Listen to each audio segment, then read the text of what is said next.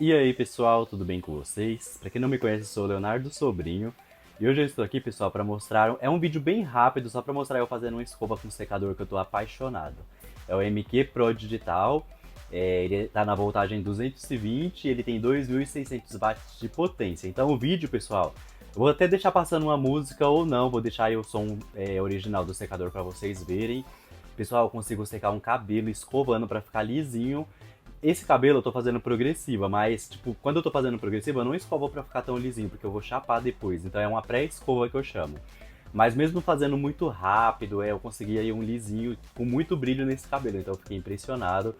Esse vídeo eu tava gravando porque eu tô fazendo vídeo sobre a escova progressiva, mas eu vou postar esse take secando o cabelo pra vocês verem. Então já curte o vídeo, comenta, compartilha, se tiver alguma dúvida pode deixar aqui nos comentários e bora pro cabelo.